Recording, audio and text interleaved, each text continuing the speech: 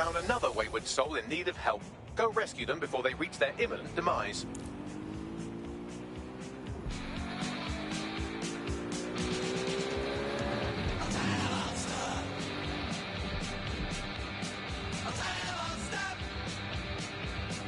The thing you're after is around here. Get to him quickly.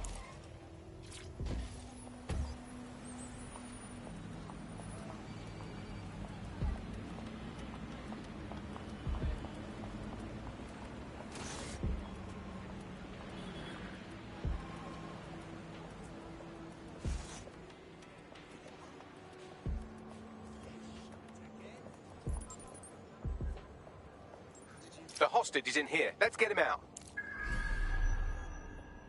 That's the vehicle you're looking for there.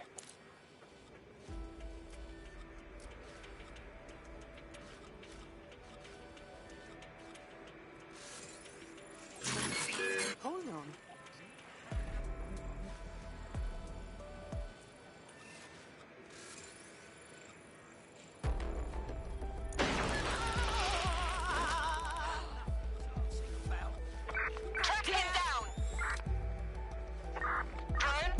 Protocol. Hold on. Drone, begin search of the area. Search protocols engaged. Target will be apprehended. No sign of them yet. Let's lock down this vehicle, just to be safe.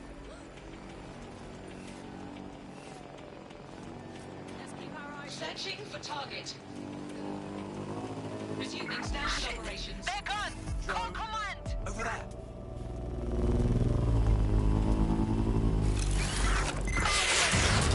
Let's get this little shit!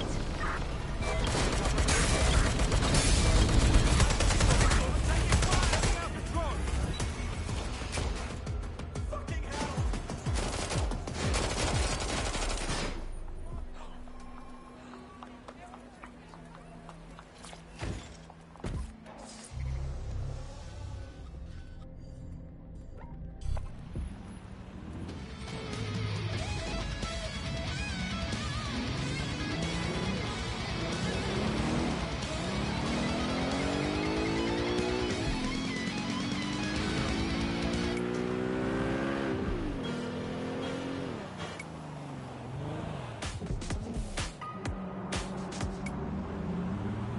I've been on the grind so long that nobody on this earth can take me down. So if I...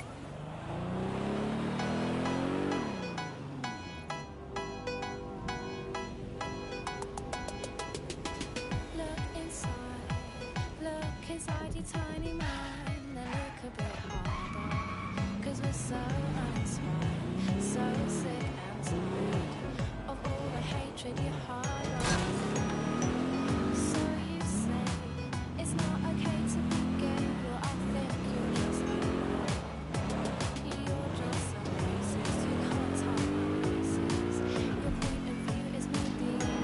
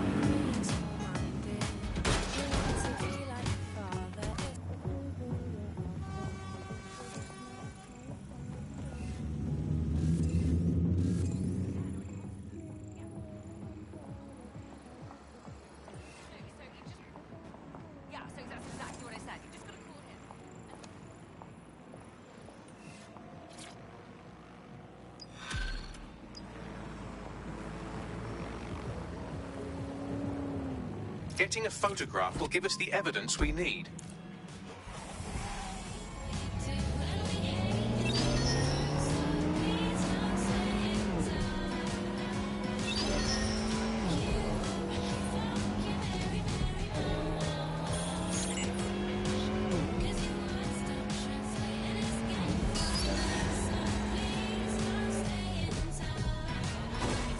Great, you're here. Let's find the thing.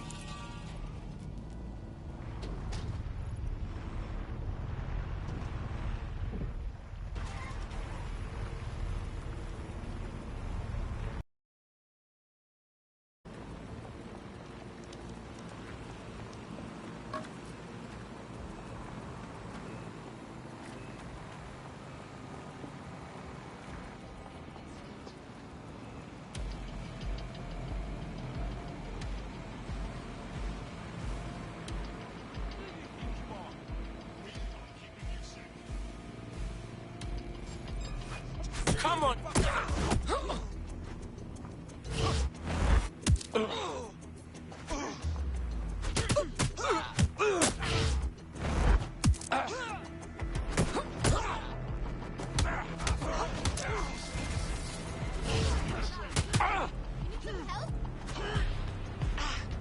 Spread out. We'll nail this one.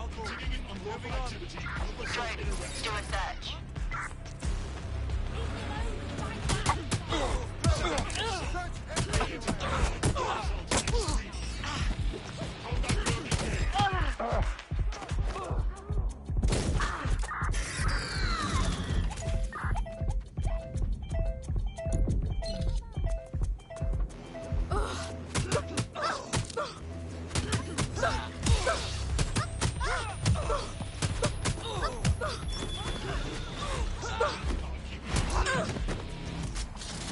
Spoiler, on the way.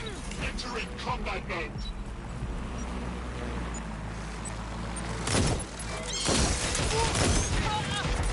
You really...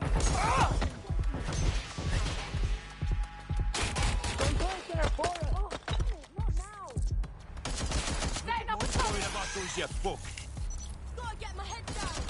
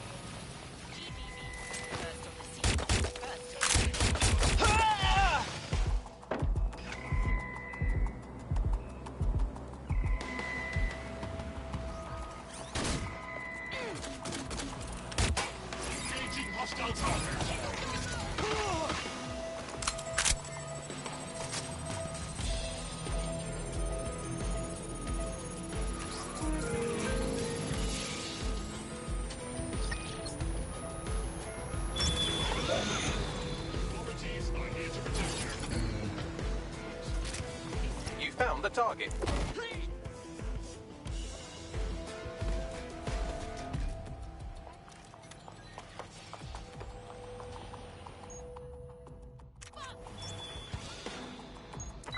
Get back up over here now!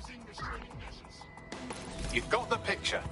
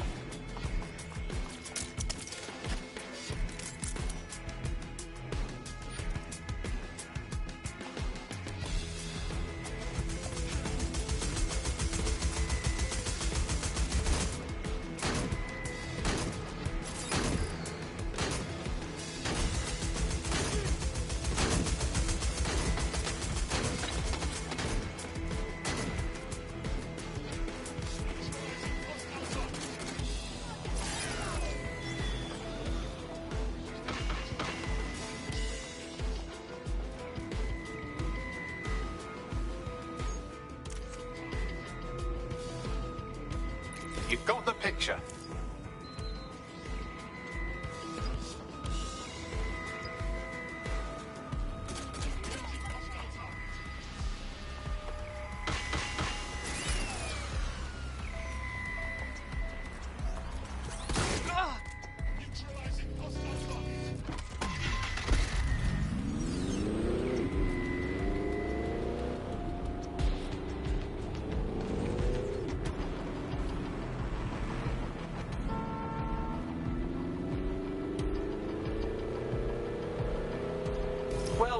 I suppose.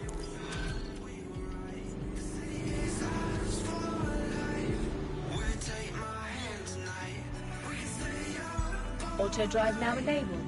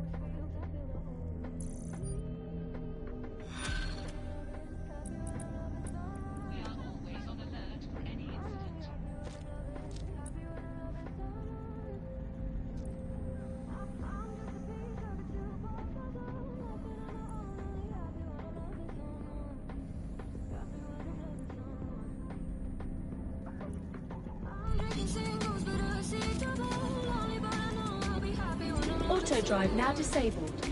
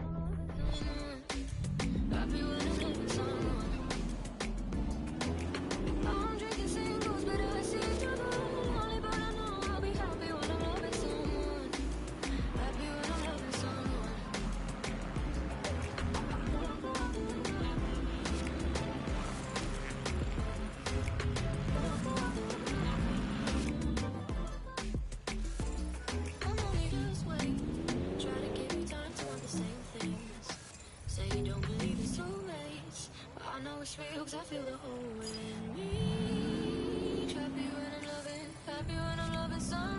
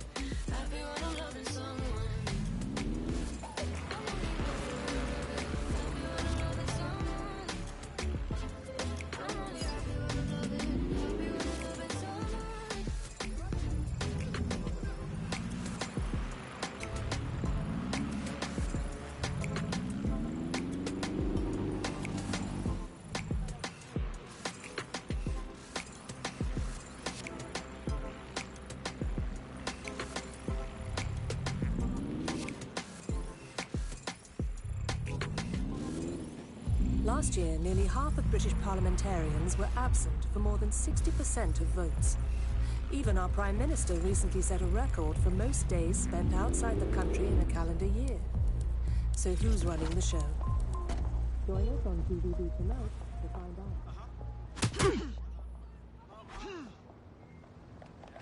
Egg! What are you playing at?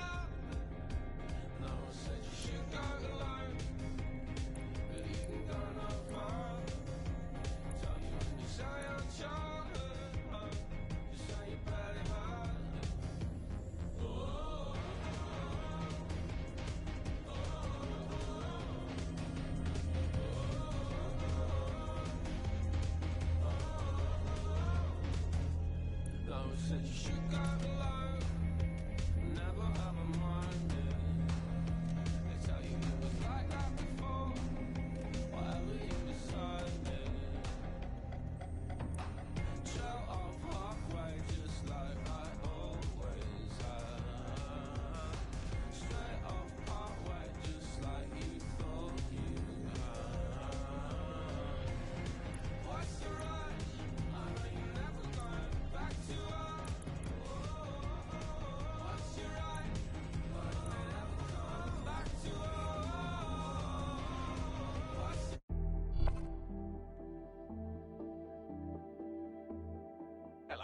Someone else sloughed off work, and now it's your turn. Let's do it.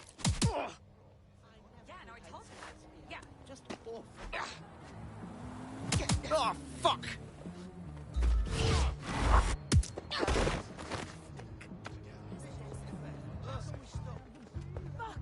You need help?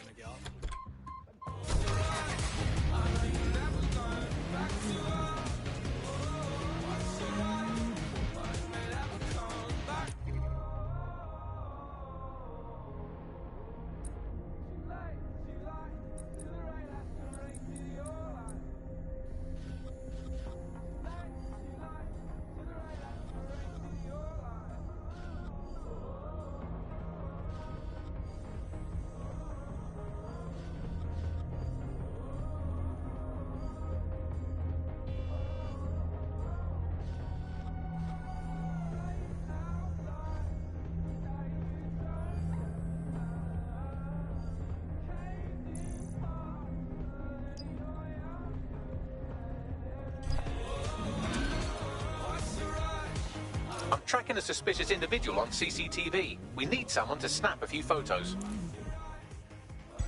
Auto drive now enabled. Immigrants, migrants, and illegals. Those are some of the words officials use in their public statements. Tonight on GBB, we ask, why won't the UK and EU use the word refugee?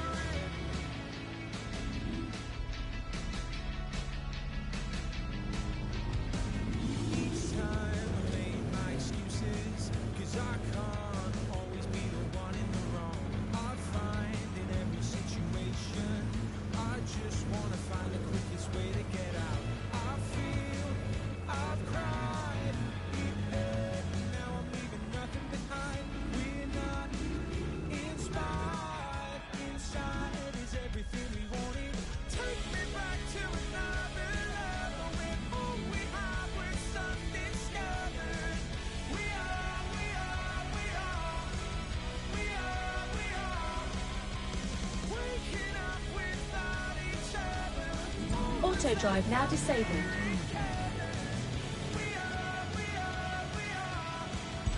Auto drive now enabled.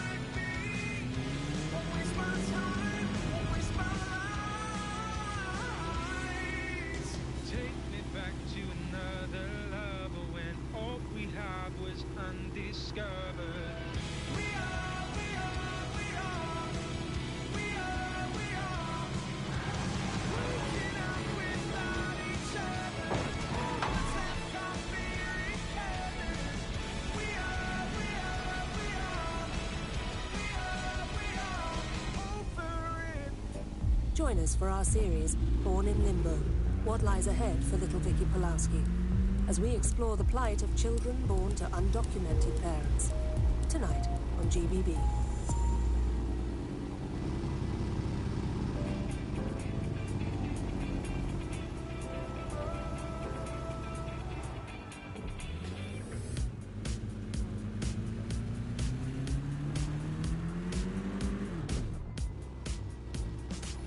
Auto drive now disabled.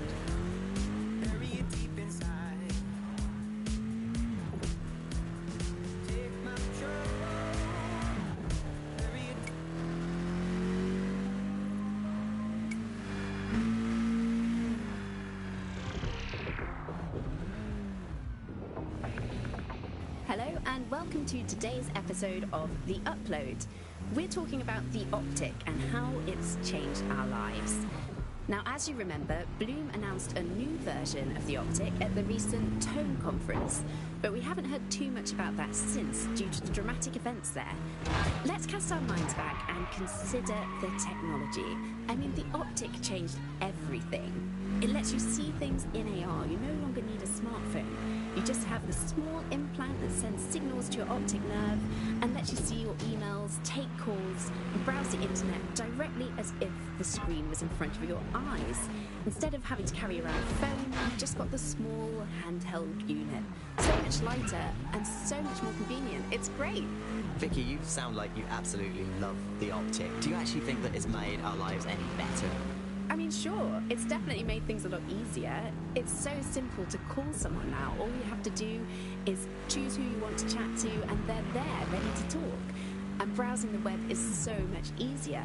I remember when you used to have to sit down at a computer with an actual keyboard and mouse and type everything out. And my favourite feature is public transport. With the optic, you can just walk straight onto the tube. It even acts as a passport. No longer do I have to dig around and try and find my old paper passport just to travel somewhere. Also, I thought that Optic's marketing strategy, making it free for people, was a stroke of genius. Genius? Bloom was really calculated when it was doing that. It was pushing this draconian device on us at all. Sure, everybody flocked to it. There was free Wi-Fi and phone plans. That definitely helped, but it wasn't a case of this is a product that you need in your life. Why do you hate it so much? It's just the worst because you had to give up your privacy expectations and accept surveillance. It was almost like the government and Bloom didn't even need to make the optic mandatory. Making it mandatory was only to get the last holdouts across the line. If free data didn't convince you, fines and arrests from the state for not having the optic would pretty much be enough. I mean, what do you mean by privacy problems? No one really talks about that anymore. They don't talk about it because we don't have any choice when it comes to the optic. Yes, it's convenient and mandatory, but everybody's forgotten what it really means. Here, you've got a whole company owning basically all the data about your life. Bloom can see everything that you can see. Nothing is private anymore. There are so many times when I don't want anyone to have a clue about where I am, who I'm chatting with, what I'm doing. It's not even dodgy stuff, but I just don't want anybody to blackmail me with this in the future by hacking it. And because of Bloom's contracts with the government, it isn't just Bloom that can see everything I do, it's the government. The UK as a state has become a complete surveillance paradise. I think you're painting a bit of a bleak picture. It's not all that bad. No, you're completely wrong on this. I don't want everybody tracking me wherever I'm going around London. Well, in that case, you might be interested in some rumours I heard. Did you hear that some DedSec hackers have found a way to bypass the optic's connection with Bloom? Are they actually making it better or usable or actually friendly for anybody? Well, word on the street is that they've been able to create an encrypted signal, which means that your world might have a chance of becoming a bit more private again, so you could go back and enjoy all the great things about Optic without that fear of surveillance. With the Optic, privacy's dead.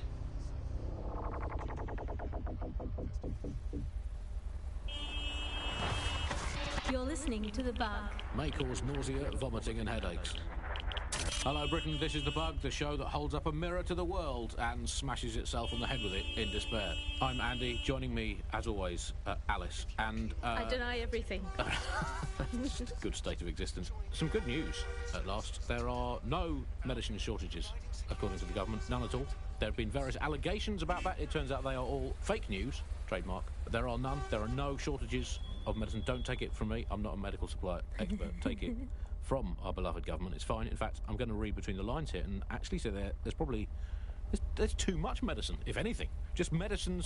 You can't move for medicine. In fact, just this morning, I tried to pour some cornflakes into a bowl for breakfast and out tumbled a 12-month course of immunosuppressants, corticosteroids, and anti-retrofungal neurodilatory estrogen spermatotropic fruit pastels. The people claiming there are medical shortages are probably high on lots of medicine that they've been given. I, for one, believe that there are no medical shortages, Andy. Just last week, I went in with a broken arm and they suggested it might just be extreme period pain and prescribed me a drink of water and an astrology chart.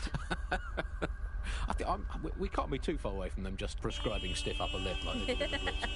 My uncle had a leg leg removed due to diabetes. They halved his insulin because they said there was less of him to be diabetic.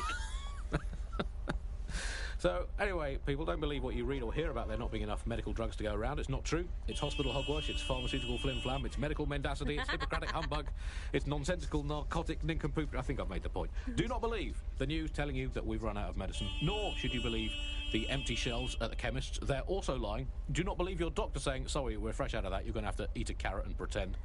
And do not believe your own cobweb-ridden medicine cabinet at home. It might look empty, but it's not, for it contains the only medicine any of us truly need. Stirring music, please, producer Chris. Freedom. The medicine of British freedom. And the analgesic knowledge that however ill you may be, Bloom are keeping an eye on things for you. I'm investing heavily in the placebo effect right now. You're listening to The Bug. Obviously, I don't entirely mean that, because what is the first rule of the third millennium? If someone in power tells you something is fake news, what is it? Correct. A 110% cast iron, tungsten-coated, granite-scented, cosmically immutable, scientifically unarguable fact. But surely, Alice, the more important question for all these medicine freaks whinging on about feeling a bit poorly or having a fatal but curable illness and slowly dying unnecessarily is this.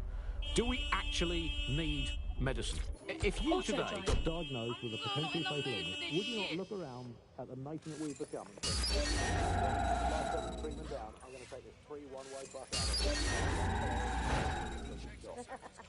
I just don't think we should think of it in such a negative way. Don't think of it as a medicine diet, Andy. Think of it as a series of healthy lifestyle swaps.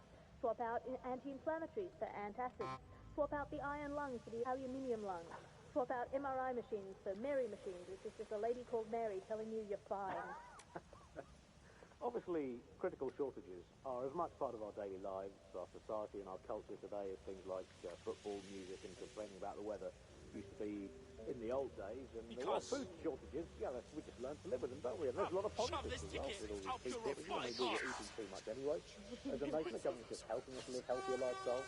It's so hard to diet on your own, isn't it? You need the support of a friend, or a loved one, or a government, or collapsing social infrastructure. Positive two, meat, very bad for the environment. So we're actually rebuilding the polar ice caps every time we eat a scrap of lettuce. Positive three, the human race had already cooked all the recipes it needed. There was nothing more to be done with food. We've done that, we can tick it off, we've done it. I was bored of food anyway, I've been eating it all my life. If you've been doing the same thing 3 times a day, or sometimes 7 or even 8 times a day, you're bound to get bored of it. And also, final positive, no more mealtime. Frees up all that extra time for appreciating all the selfless hard work that Albion do to keep us all safe. Well, as you say, Andy, people are drawn to novelty. Everyone's had breakfast and lunch. Why you gotta keep having it again and again? Boring, repetitive, enough of that in life as it is. You are listening to The Bug. Well, another story that has come to the fore recently is that all European imports have been banned for public health reasons, which is great news. I mean, at least we can get ill eating good, home-produced, locally sourced, British, industrially unsafe food. That's something we can all skin to. Public health reasons, those are curious words. In case the public gets too healthy eating all that Mediterranean muck. But that's British food for British tummies. Spelt, nettles, rabbit. That's all we need. That's all we need in the glory days. Everyone round to Nigel for dinner. Yum yum. Who needs Italian olives when you can eat pickled rubber bands and a soup of regret? Who needs nice cheese when you can eat a lukewarm, unspecified rat meat pie with zero Just calm down. There's no Sand, point. nettles, and bits of dead fox. That's all we needed to eat in the glory days. Let's make Britain great again. That's all from The Bug today. Good night, sleep tight, and make sure the bed bugs do bye. I'm done. I've been telling you now that I'm going to leave the city for how long and a different day. I'm leaving. I've had enough. I've told you from day one. The Bug, nibbling away on the rotting carcass of a once free Britain. Yum, yum. Hello, Resistance fans. You're listening to The Bug Podcast, the objective voice of objections in this most objectionable world. I am Andy, not my real name, so good luck finding me, Monsieur Bloom. My real name is, in fact, Andrew, and I live in, note this down, a deluded pseudo-reality of my own making, which is in fact the most densely populated place on Earth these days, overcrowded, some might say. Joining me, as always, my next-door neighbour in these Netherlands of nonsense, it's Alice. Yes, indeed, it is Alice. Alice, who the bleep is Alice. I am not going to tell you that, but you can just sort of sense it from the timbre of my voice. Let's spin the wheel and find out where we're getting today's news from.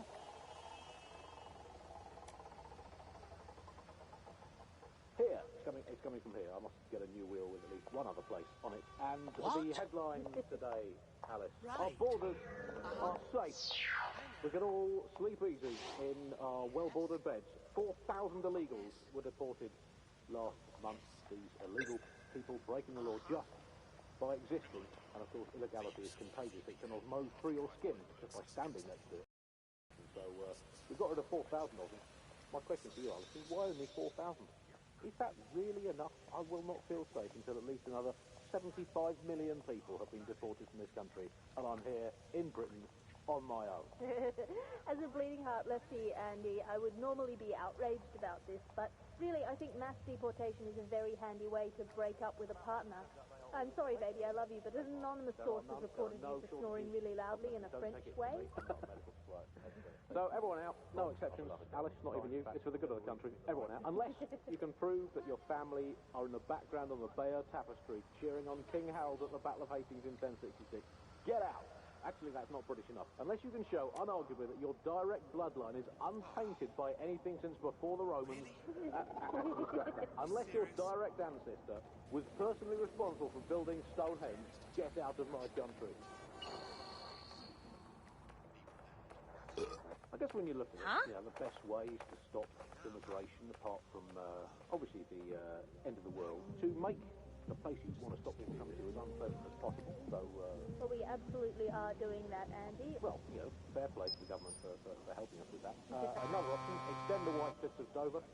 They've been resting on their laurels for too long. Very inefficient, it turns out, as a means of stopping immigration. We need to extend the drive out another 11,000 miles, a full wrap around Great Britain, and they could do with being about 1.5 kilometres higher as well, with a special greasy coating to stop people clambering over the top or however they get it. Here's a quick joke, please, Alex. You hear the one about the woman who went into the immigration processing centre and was never seen again? No, Andy, I didn't hear that one. Boom, set up punchline. For those of you unfamiliar with the immigration processing centre, is of course where so many of our guests to Britain go for a longer than desirable game of involuntary hide and seek. You are listening to The Fun. I will conclude by saying, out of all the things wrong with Britain today, I think immigration is right up there, Alice. When you think of all the health professionals we've stolen from overseas over the years here in Britain, it's quite possible that all these people are just coming here to try to get an appointment with their local doctor. Yes, Andy, certainly as someone who came from the expanded arm of the empire when Britain was still reaching out rather than full.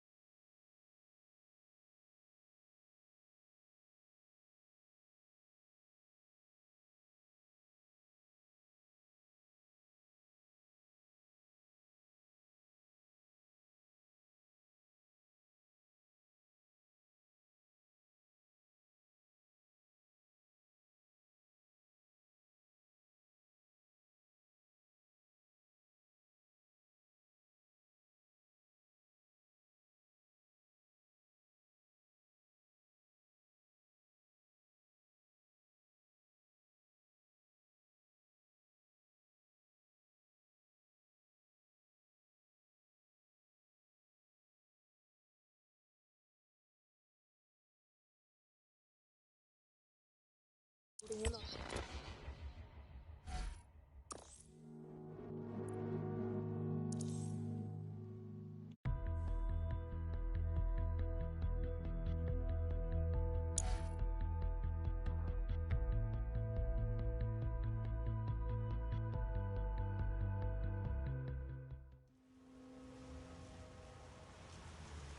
Yeah, of course.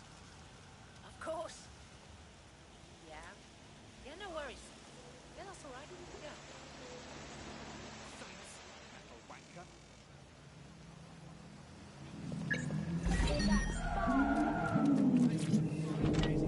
Holding in on itself. Most of us just come here to visit our stuff in the museums.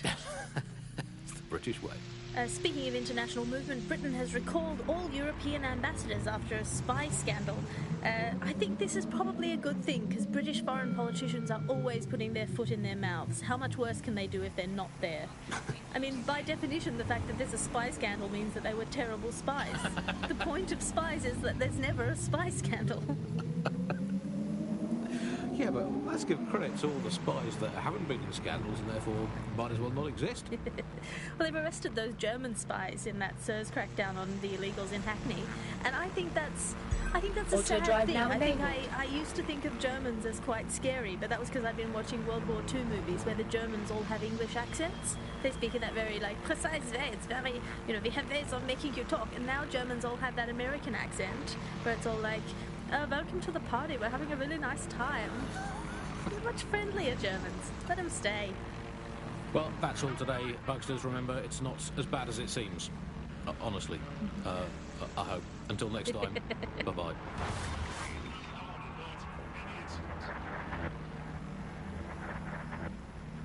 Grace. She wanted it. She took it. Grace. Oh my god. One word. Amazing. If you want a favour, ask Grace. Brilliant. Absolutely brilliant. Grace under pressure. Grace from God. I didn't know what to expect, but I liked it a lot. It's amazing. Really. See the show they're calling Amazing. Grace. Playing at the Pavilion now.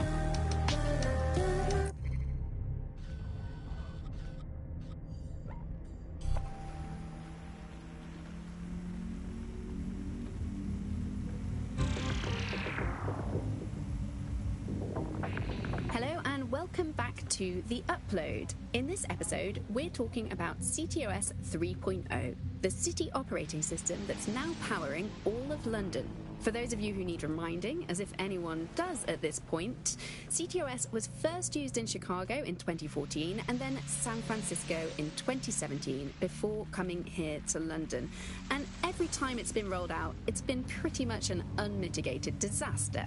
For those of you who are listening who are lucky enough not to be here in London's chaotic scenes, it's worth remembering that the telecoms tower is now owned by Bloom. The tower looms over northwest London. It's always been a communications hub, acting as part of the UK's television and communications network, although there's been some secrecy around its use, and now that Bloom owns it, it's only even more secret. Yeah, now everything that's part of Bloom's city surveillance operation is run through the telecoms tower. And I have to say, it looks completely ridiculous. It's got that silly crown thing at the top and all the blue light.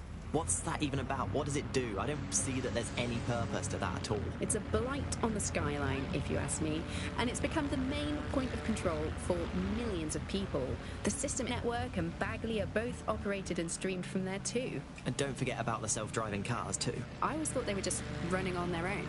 No, CTOS is the big control system behind the cars. There was a point back in the earliest days of self-driving car technology that they operated by themselves. They used to use a series of sensors to see the world around them. Radar, for instance, would look far off into the distance, while LiDAR would detect objects nearby. And while these cars still use some of this technology, Bloom CTOS and its detailed maps and data that it has on London really makes Bloom be able to take control of it. And CTOS can take control of your car if you're parked incorrectly.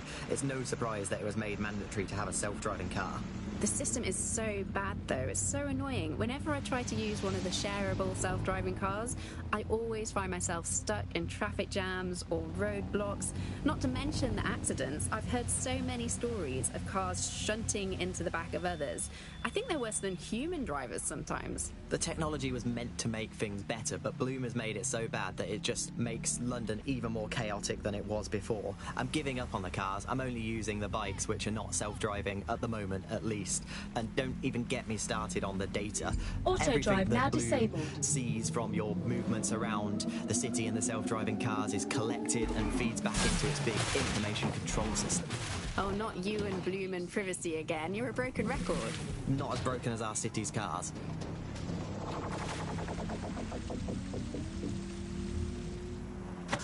You're listening to The Bug. Nibbling away on the rotting carcass of a once free Britain. Hello, Resistors. This is The Bug, and on today's show, Alice and I will be looking at the big questions, such as, are we less than 2 years away from being able to turn a sausage back into a live pig? Did we actually need polar bears anyway? What do they really do? If I put Optic on my dog, can I train it to take itself for a walk and do my shopping on the way home? And is tennis real? But first... it's a question that no one's really addressed of late. London is going to be safer than ever, Alice. SIRS is installing thousands of additional CCTV cameras. So nice they're still looking out for us after all these years. Yeah, it puts a lot of fun into my life now. I get to play this role-play game where I pretend to know my loved ones better than some twat behind a screen in the SIRS headquarters.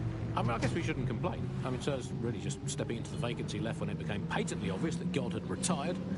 We think of the similarities: omnipresent, omniscient, judgmental, stripping away your finances and freedoms, dishing out random punishments, peas in a pod.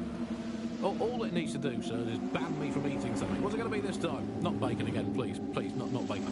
Courgettes. Ban courgette. I could take you banning courgettes. I'm happy with that. Makes me feel important knowing that I'm being watched with everything I do, Andy. Well, it's just not reassuring, isn't it? It's just like having an extra aunt.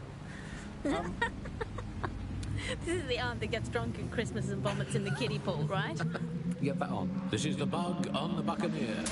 Let's move on now to sport. Well, the closest thing we have to sport now, riots. I mean, riots my favourite sport now, Alice, ever since they turned the oval from a cricket ground into an immigration processing centre. And, yeah, rioting it's a great sport. It's fun for all the family. It's guaranteed action.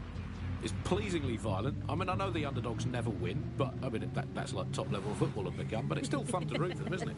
Go team, people of Britain. Oh, never mind, you've been crushed by the machinery of the state again. Still, good effort, lots of positives to take away from today's riot. I'll come back stronger next time. Our luck's going to turn, I can feel it. It's our season. It's our season. You can't spell riot without right, and by right I mean right wing. So, who do we turn to for help, support and assistance in desperate times like these? Well, our artificially intelligent friend Bagley's rogue, estranged brother. The one that tells it as it really is, not as it is pretending to be. Exclusive to this show, Bugley. And remember, life's worse with Bugley. Here goes. Bugley.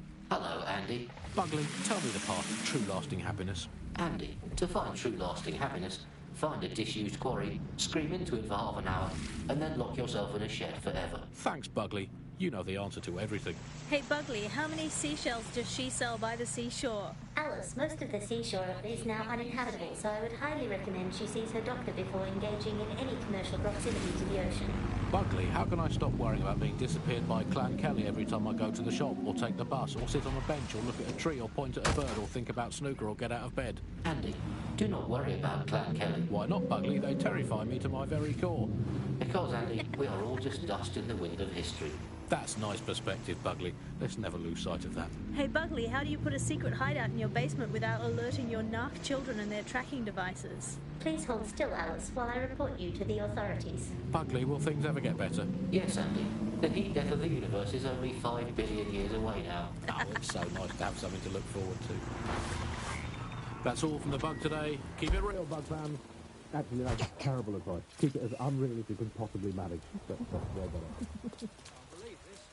My friend's parents, 42 years. He was a sweet man. Always had to pay for an impression. Just the right time. Aye, aye. I spit in the face.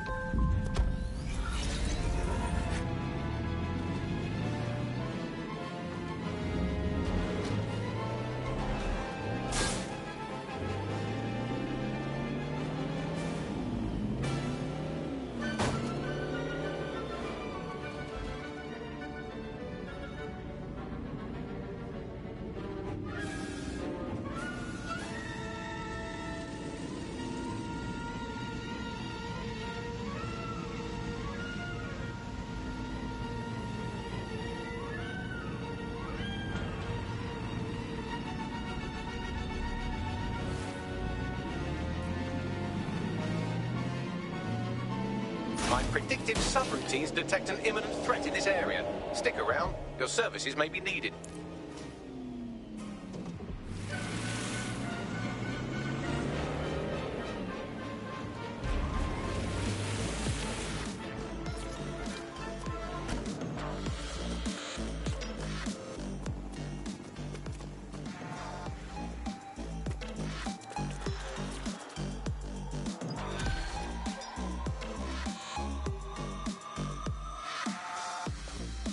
Hope you're up for a joyride. Connie's informants have identified a vehicle stocked with all kinds of interesting goodies, and you get to steal it.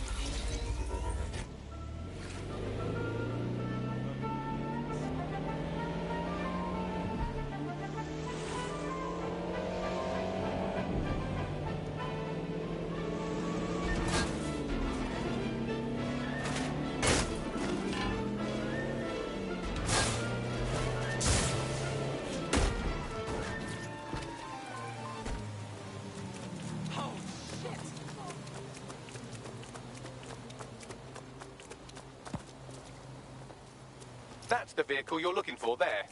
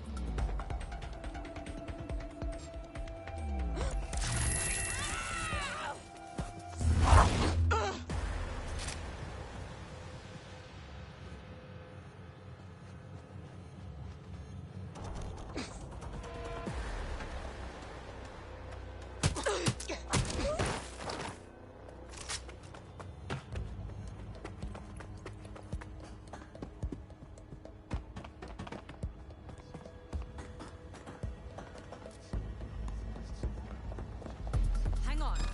I'm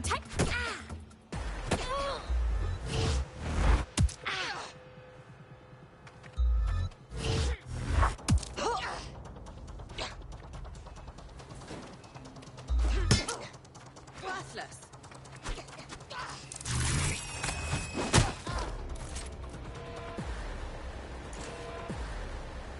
The door's being a dick.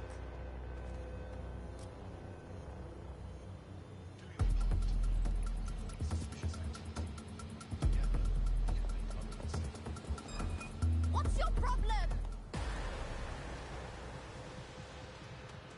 I'll back you up.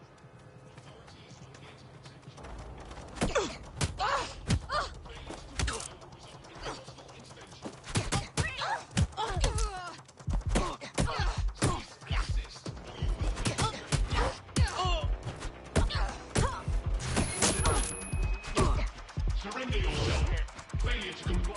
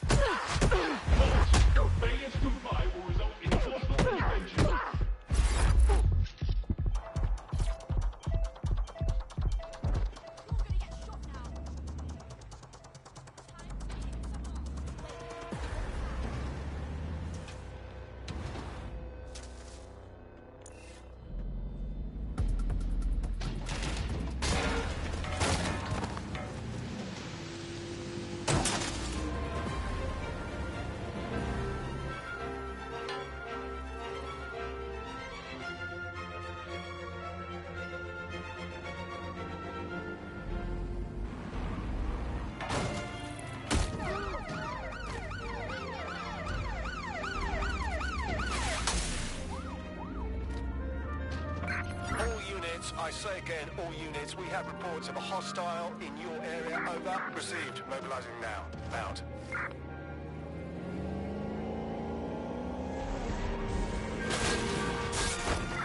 Control, I've lost sight of the target. Over.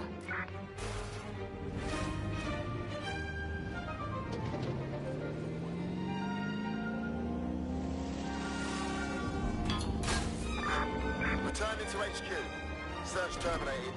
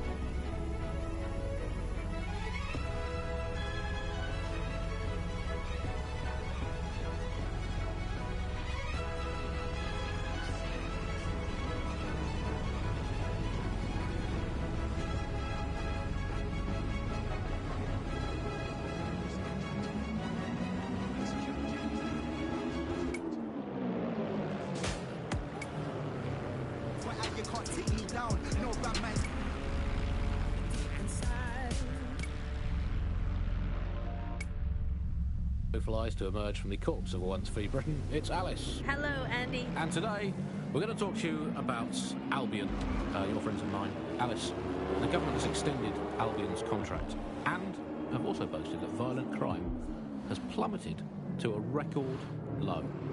Now, extending Albion's contract, to me, that's like having a pet dog, let's call it Nigel for the sake of Auto drive that now attacks you enabled. every single day, and thinking to yourself, wouldn't it be nice if Nigel had puppies?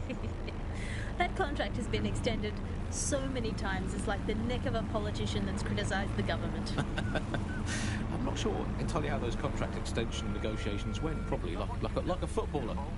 In the old days, I assume Albion's agent was leaking stories to the press about how our favourite private militia was being tapped up by Barcelona. The government panics and thinks, well, we better get them signed up before it's too late. But still, violent crime, a record low, although I imagine that probably depends exactly how you count it. If you include violent crime committed by the state, either themselves or via Albion, their chosen violent crime contractors who provide such a very valuable bargain service of beating people up, well, it's probably not quite as low as the figures suggest. I don't know. I think they're probably right. Who has the opportunity to commit violent crime these days anyway? The moment you pick up a fruit knife, you get tasered by a robot policeman and deported for looking Bulgarian.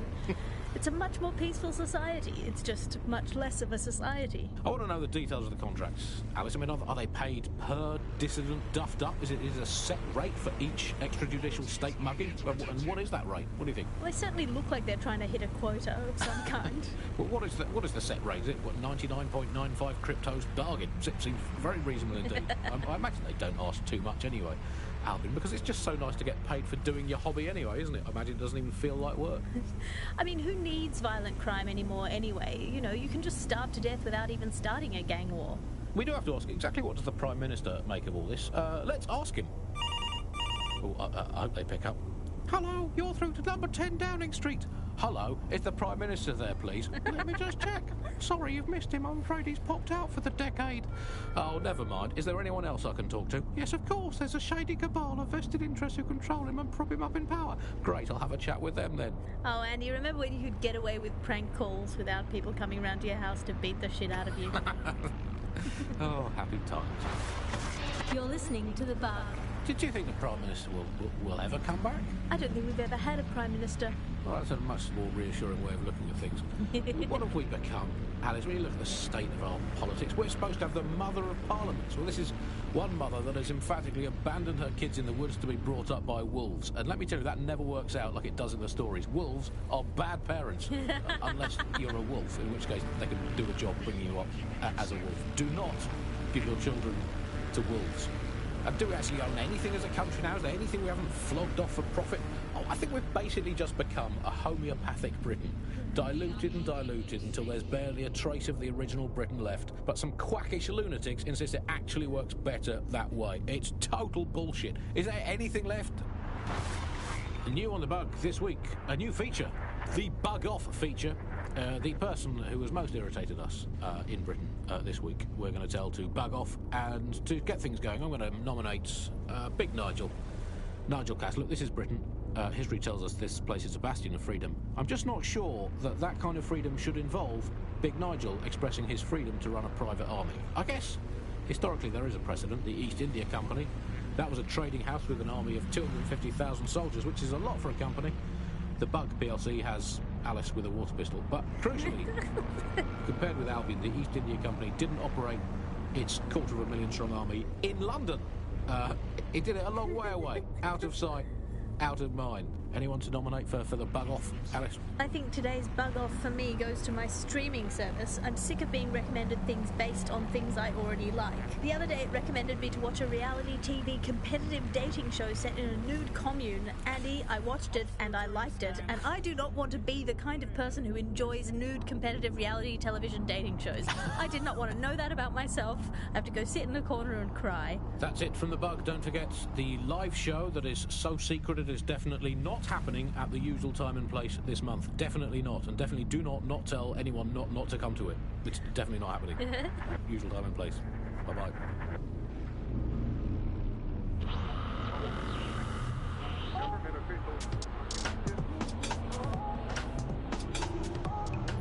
Auto drive now disabled. This is London Calling. You're listening to me, Tash, on Buccaneer. Your source for what they don't want you to know. This time we're turning our focus back on the media to look at my former employer, the GBB. As we know, the broadcaster has been through a lot of changes since the Hassani government gave in to pressure from his corporate backers and privatised the corporation. Today, the GBB is a shadow of its former self. It's become a tool used by the government to circulate fake news and misinformation. So how did we get here? Where did it all go wrong? How can we tell when our national media has become state propaganda? Our experts speak on conditions of anonymity for their own safety. Here's There's something nearby that needs nicking. Hope you're up for it. Built up by journalists and torn down by demagogues. Auto drive now enabled. So before the media fragmented, there was this voice of authority that was trusted and worthy of trust. Then what we ended up with is a really commercial model where whether you're talking about an app on a smart device or whether you're talking about a broadcaster, the most important thing was to keep you in that environment for the longest amount of time possible. And because that meant money in their pocket. And in order to do that, a couple of things happened. One was the use of manipulative techniques around behavioral economics, things that would just keep you scrolling or keep you listening or keep you looking for more information. The second is that that kind of environment favors sensationalism. And so you got more sensational headlines and more sensational stories, and it didn't matter whether they were true or not. It just kept people in, and it kept them in the loop. So we ended up in a situation where nobody trusted anything, and nobody believed anything at all. And that is the perfect environment for an authoritarian voice to come in and say, no, wait, we are the truth. So the ground for this environment really got created when we had suddenly authoritarian politicians everywhere, and anything that threatened them or they disagreed with, they would call it disinformation. That's disinformation, that's fake news. And again, we got in a situation where nobody really believed anything. And the trouble is if you were telling the truth, it's very hard to get your message to cut through all of the noise of all of the disinformation that's there. So like, you know, you remember Out on the Edges, there was this story about when they would take a house by force, they would take any infants and they would crucify them. And that's a great, fantastic, viral story. And how do you counter that story? With the truth. The only way you can counter it is by saying, no, they didn't. And of course, no one wants to spread that story. No one wants to hear that story. They want to hear the sensationalism. They want to hear how people were victims of violence when in fact they weren't. Or they were victims of insurgent forces when in fact they weren't. The news isn't neutral, it's a battleground. Here's media researcher and academic Alfie. The media has of course been perhaps the key way in which governments have controlled and influenced their populations. So, totalitarian countries have typically used huge mainstream media outlets to sell one kind of news, one kind of biased news to its population. Of course, the media has always played this kind of key role in methods of state control. I think what's happening now is perhaps even more concerning, where you previously, in pre-crisis Britain, we had perhaps more diverse voices in the media, but now with the GBB, you're really only seeing one brand of news and therefore only getting one truth. So people end up with a very biased and controlled idea of the reality and the world that we're actually living in. There was, of course, many concerns and many problems, but in a way there were some positive things, that like not all information was coming from one place, and so you'd have kind of far-right media outlets developing and then left-wing media outlets developing to combat those and kind of challenge the mainstream newspapers, TV stations, radios, and make sure people were questioning the validity and truth of the information they were receiving. So whilst there was the digital afforded more fake information, it also makes us suspicious and skeptical of information and makes us question the information we're getting. And I think in pre-crisis Britain it might not have seemed great at the time, but there was something positive about that there was a lot of distrust in the media and in the different kinds of truths that were being told. Whereas now I think you're seeing a return to a more traditional and older pre-digital sense, actually, of people just trusting what they're told, and that's why we be here with radio stations like this to challenge those conceptions.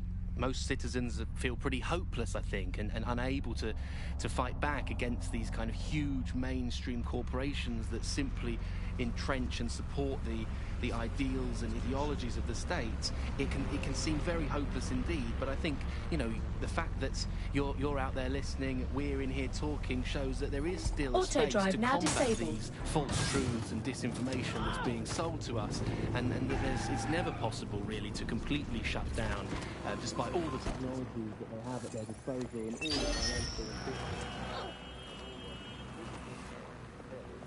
and quite possible to shut down people's desire to get to the streets and fight for their own ideologies and values, and you know, we're out here starting that path for those who are home. Calm down. You've been listening to Buccaneer with me. We'll be back soon with more of what we'll never do. All right, you're here. Let's find the thing.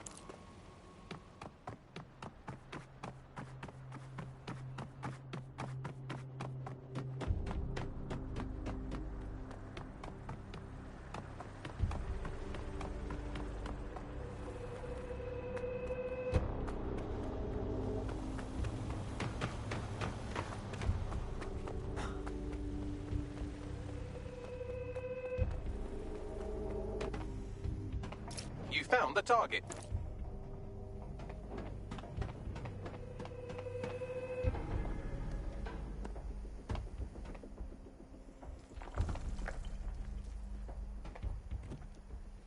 Who's that? What was that?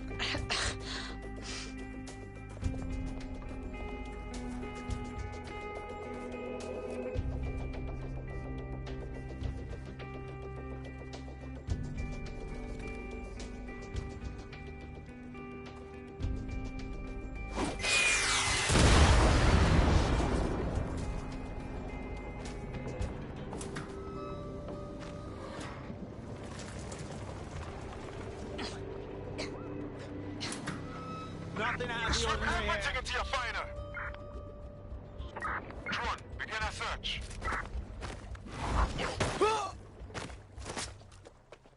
They gotta be somewhere. Don't see anything here. Check everywhere. What the hell? I have a casualty! Oh god. Oh god.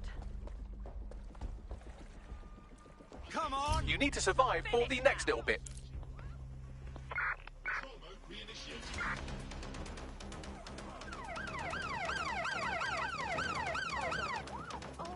I'm coming for you.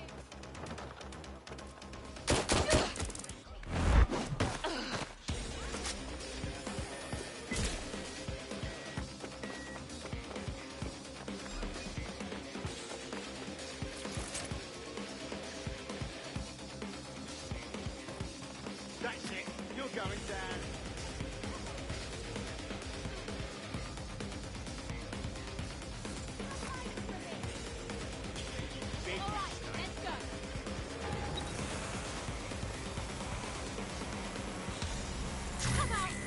Check the last known position.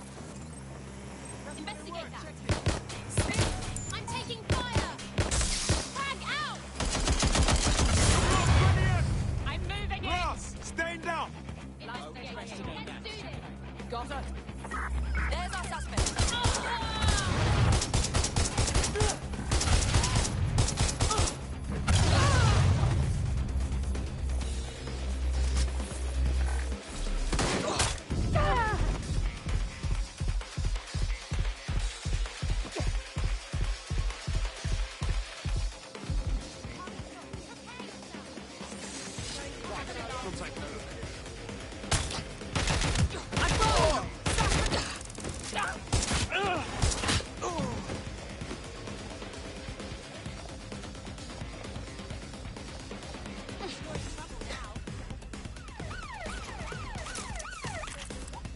We've managed to do this one small thing. Congratulations.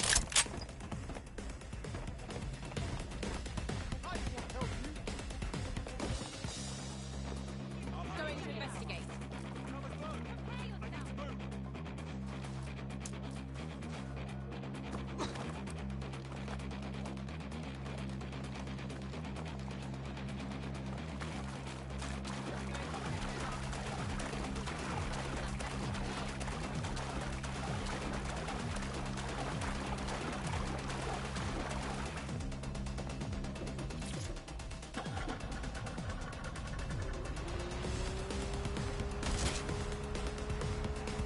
Well done, I suppose. Let alone testing for cancer. But that stuff has a half-life of 66 hours. As soon as those walls went up, there was just no time to bring it into the country, and that is when people started dying. And then the medicines.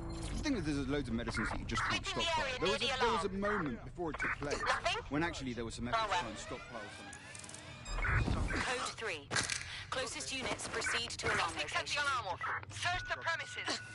So we saw such an uptick in the kind of attacks on the street, people suffering on their own because they didn't have a mental health support.